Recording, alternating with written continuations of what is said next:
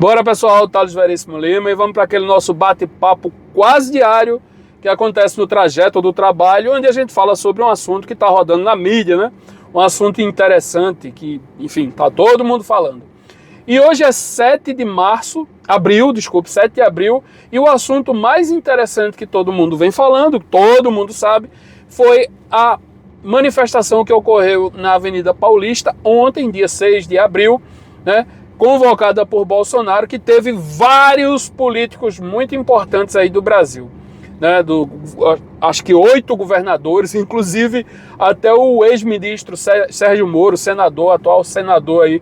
Sérgio Moro, meu querido, você pediu vistas lá no projeto de porte para advogados. Meu amigo, devolva esse projeto rápido aí, porque os advogados precisam de porte, os advogados sofrem violência e quase toda semana tem notícia de um advogado, uma tentativa de homicídio ou mesmo homicídio contra um advogado.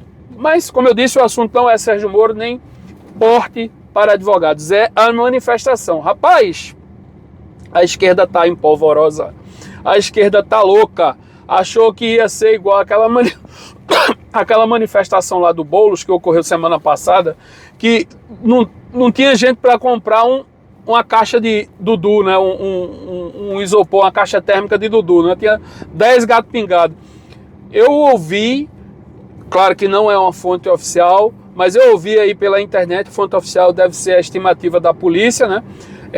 Mas eu ouvi aí que a ideia é que se tinha mais de 1 milhão de pessoas na Paulista, o que só demonstra mais uma vez que quanto mais a esquerda bate em Bolsonaro, é igual a massa de pão, mas ele incha, Eu assisti o discurso, né? O discurso de Nicolas, fantástico, inflamado, né? O discurso de Michele Bolsonaro também, muito bonito. Gostei muito daquela união entre protestantes, católicos e religiões de matriz africana, né? O Padre Kelmo lá. Eu conheci o Padre Kelmo aqui em Recife.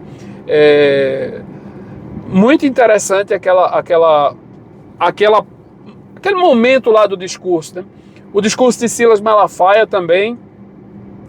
Agora, o que a gente observa é que o presidente Bolsonaro, ele tem um carisma natural da população. Não adianta bater em Bolsonaro.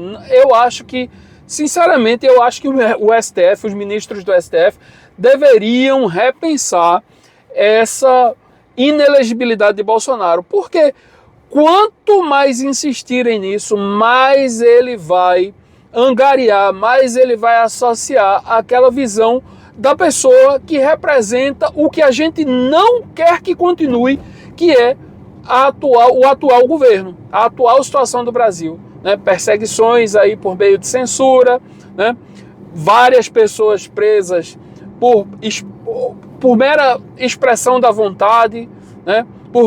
Com penas absurdas que superam tráfico de drogas, superam homicídio, 14 anos como foi a Débora por passar batom.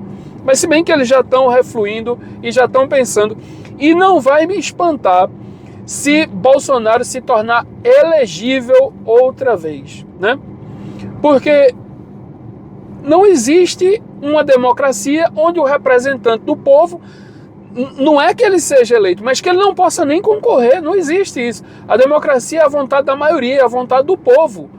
Compare a manifestação da esquerda convocada por Boulos, né, que não teve o apoio nem da própria esquerda, com a manifestação de Bolsonaro, uma por mês. Mês passado lá em Copacabana, deu um horror de gente, falou-se em mais ou menos umas 450 mil pessoas.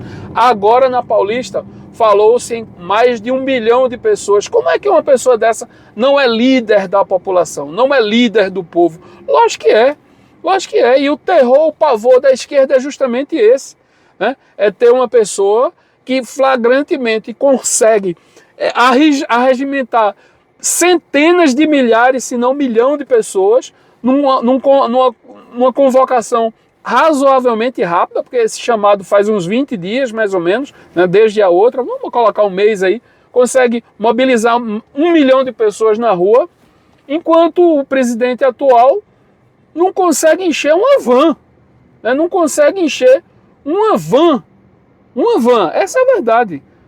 Não sai do palácio, quando sai é para viajar para o exterior. Então, há um dissenso aí, não há não há um senso comum, há um contrassenso, né? O que a gente vê é que o poder que deveria emanar do povo, na verdade, caminha em direção a quem não foi eleito, né? Ou seja, o povo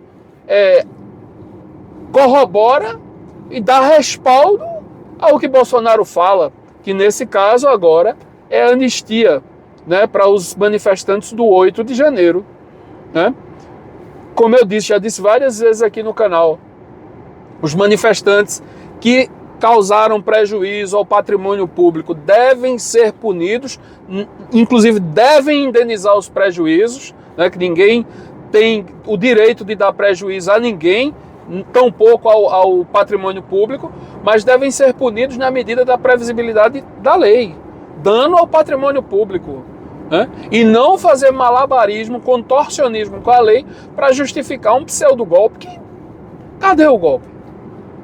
Não tinha um canivete, o que se tinha era batom. Michele Bolsonaro pediu fizeram uns batonzão lá grandão, pediu para as manifestantes, para as mulheres mostrarem os batons, ficou bonito. Agora, o que eu achei realmente da manifestação, do discurso de Bolsonaro, o que eu achei realmente muito legal e que vai chamar a atenção do mundo, é aquele trechinho que ele fala em inglês, ou pelo menos tenta, né? A esquerda está aí publicando nos portais dizendo que Bolsonaro inventou um novo idioma. Meu Deus, como o pessoal dá tiro no pé, né? Quanto mais fala, mais vai chamar atenção para o fato. Se ele tivesse falado um inglês impecável, né, britânico, castiço, com certeza ia passar batido, ia ser um trecho que ninguém ia prestar nem atenção. Mas como foi aquele forçado, né, quase que não sai, talvez até pouco se deva chamar aquilo de inglês, é aí que vai chamar mais atenção. E quanto mais a imprensa bater em Bolsonaro dizendo que ele não sabe falar inglês, coisa que ele já avisou, ele não sabe. É uma falha da formação dele, ninguém é obrigado a falar inglês. Muito brasileiro não fala nem português e quando fala não escreve, quanto mais inglês. Então, quanto mais fala nisso, mais vai chamar a atenção.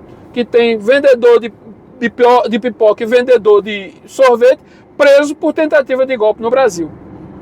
Né? Então, pessoal, eu acho que foi uma excelente manifestação.